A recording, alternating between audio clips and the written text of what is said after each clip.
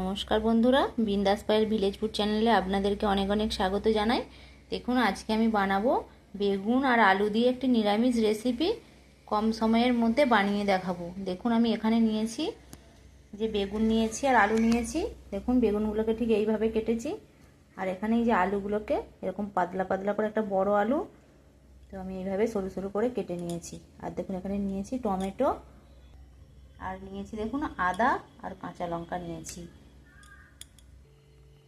আর দেখুন, আমি এতে যেই মশলাটা ব্যবহার করব সেটা আমি বাড়িতেই তৈরি করব।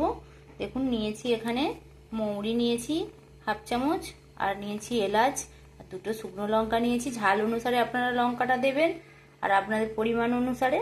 আর দেখুন, নিয়েছি গোটা জিরে, আর নিয়েছি দারচিনি, আর দুটো এখানে কাজু বাদাম। আর আমার ধনে নেই, তার জন্য আমি ধনেটা ব্যবহার করিনি। আপনারা একটু ধনেও দিয়ে দেবেন। আর আমি এখানে ধনে গুঁড়োটা ব্যবহার করব, যার জন্য আমি একটু ধনে গুঁড়োটা লাস্টে দেবো। আর এই মশলাগুলো আমি একসাথে ভেজে নেব। এগুলোকে সবগুলোকেই একসঙ্গে নেড়ে আমি ভেজে নেব। আর নিরামিষ দিনে এরকম বেগুন দিয়ে আলু দিয়ে তরকারি বানাবেন, আশা করছি আপনাদের ভালো। নিরামিষ দিনে এইভাবে বানাবেন, নিরামিষ দিনে ভালো লাগবে তরকারি বেগুন আলু দিয়ে। তো আমি শুকনো এরকমভাবে নেড়ে, তেল ছাড়াই শুকনো খোলায় নেড়ে ভেজে নেব, দিয়ে একটা মশলা বানিয়ে নেব। আর এদিকে যে আমি আদা কাঁচা লঙ্কাটা নিয়েছিলাম ওটাকেও থেঁতো করে নেব। দেখুন, মশলা ভেজে আমি মিক্সির কৌটোতে নিয়ে নিয়েছি। এটা এবার একটা মিহিভাবে গুঁড়ো করে নেব। জল দিয়ে কিন্তু বাটবো না, একবারে গুঁড়ো করে নেব। দেখুন বন্ধুরা, এবার আমি কড়াতে আবার তেল দিয়ে দিয়েছি। এবার ফোড়নের জন্য ওতে আমি দিচ্ছি একটু কালো জিরে।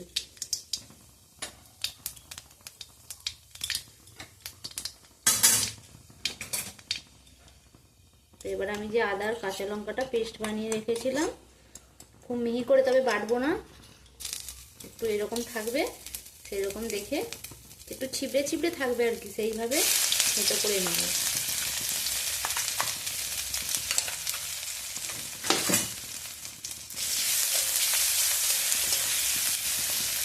কড়ার মধ্যে একটু ভেজে নিয়ে এর মধ্যে আমি এবার কেটে রাখা আলুগুলো দিয়ে দেবো।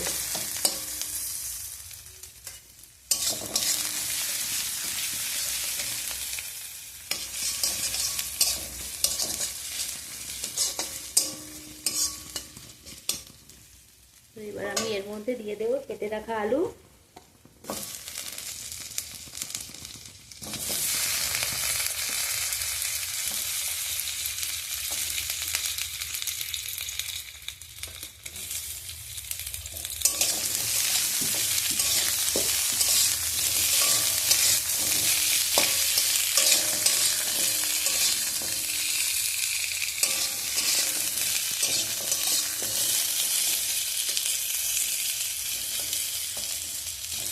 তো আলুগুলো একটু সময় নিয়ে ভাজবো, মানে 60% মতো যেন এই ভাজতে ভাজতেই সেদ্ধ হয়ে যায়। এইভাবে ভেজে নেবো আলুগুলোকে, কারণ এটার মধ্যে খুব বেশি জল ব্যবহার করব না, তার জন্য আমি এইভাবে সময় নিয়ে আলুগুলোকে ভাজবো।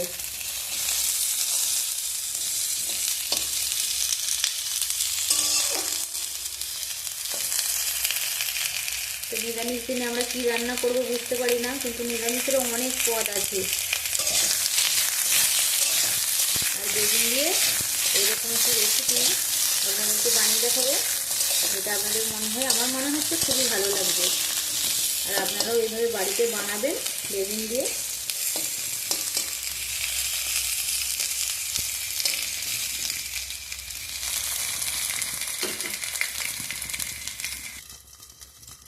তো আমি আলুর মধ্যে একটু চাপা দিয়ে দিয়েছি।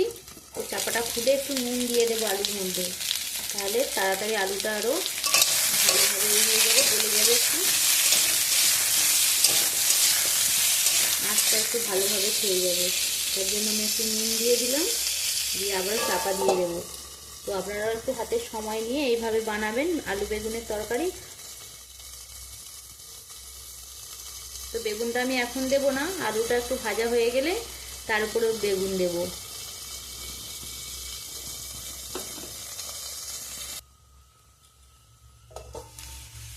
দেখুন বন্ধুরা, আমি চাপা খুলে এবার এর মধ্যে কিন্তু বেগুনটা দিয়ে দেবো। আমি চাপা দিয়ে একটু ভেজে নিয়েছি।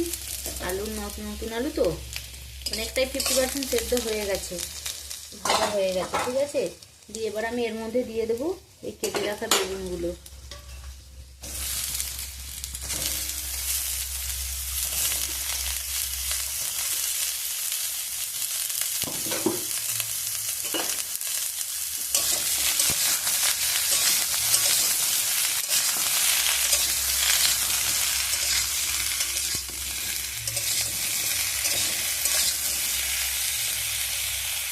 বেগুনগুলো দিয়েও চাপা দিয়ে একটু বেগুনগুলোকে ভেজে নেব।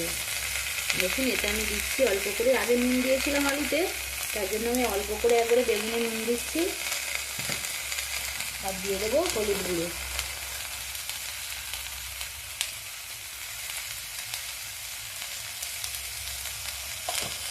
আপনারা আমি যে মশলাটা বানিয়েছিলাম ওর মধ্যে গোলমরিচ গুঁড়োও দিতে পারেন। গোটা গোলমরিচকে মানে ভেজে গুঁড়ো করতে পারেন ওর সাথেই, মশলার সাথে।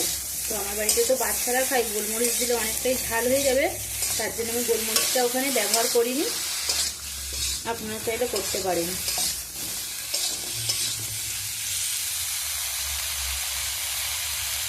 এখন আবারও আমি বেগুনটাকে এবার চাপা দিয়ে একটু ভেজে নেব রাখবো। তারপরে টমেটো কুচি, যে আমি টমেটো কুচিয়ে রেখেছিলাম, তো আমি এই বেগুনের মধ্যে টমেটো কুচিগুলো দিয়ে দেব। তো 3 মিনিট আমার হয়ে গেছে। এবার আমি এর মধ্যে দিয়ে দেব টমেটো।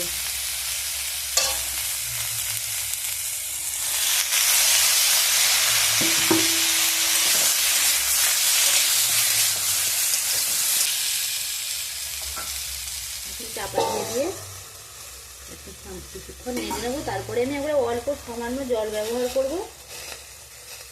তো আমি ওর মধ্যে আমি কিন্তু দেবো গরম জল, একটু আমি গরম জল করে নিচ্ছি।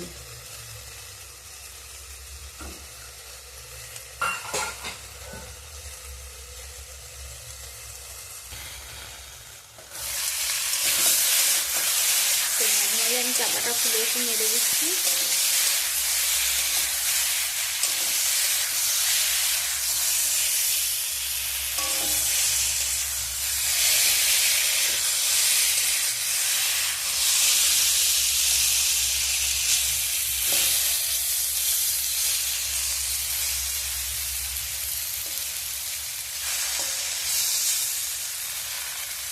আবার একটু চাপা দিয়ে দিই।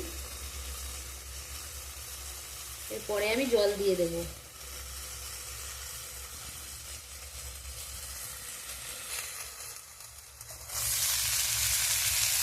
টমেটো প্রায় অনেকটাই গলে গেছে।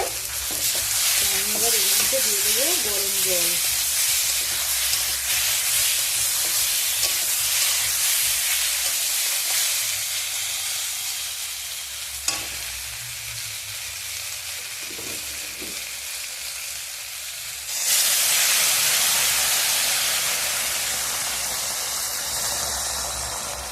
দেখুন, আমি কিন্তু একবারে অল্প জল ব্যবহার করেছি, কিন্তু অনেকটা নয়।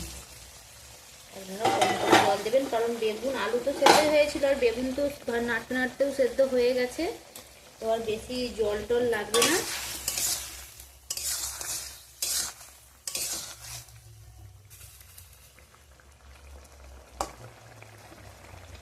তো চাপা দিয়ে দেব। 2 মিনিট আমি চাপা দিয়ে সেদ্ধ করে নেবো। দিলেই আমার আলু পুরো সেদ্ধ হয়ে যাবে, পারফেক্ট একবারে সেদ্ধ হয়ে যাবে। তারপরে আমি উপর থেকে আমার যে বানালাম গুঁড়ো মশলা, ওই গুঁড়ো মশলা আমি দিয়ে দেব।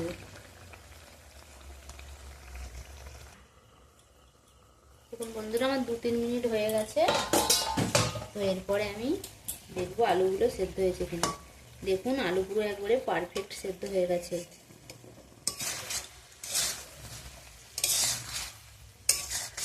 বেগুনগুলো একবারে পুলে ঘেঁটে যায়নি।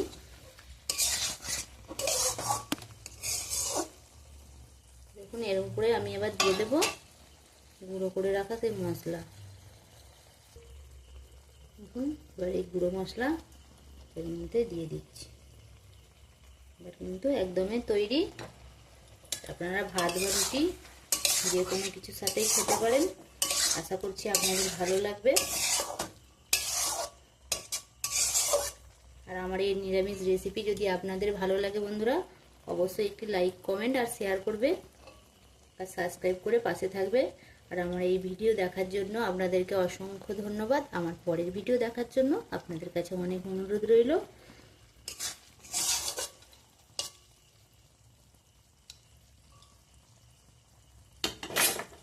আমার কিন্তু রান্না এবারে একেবারে কমপ্লিট।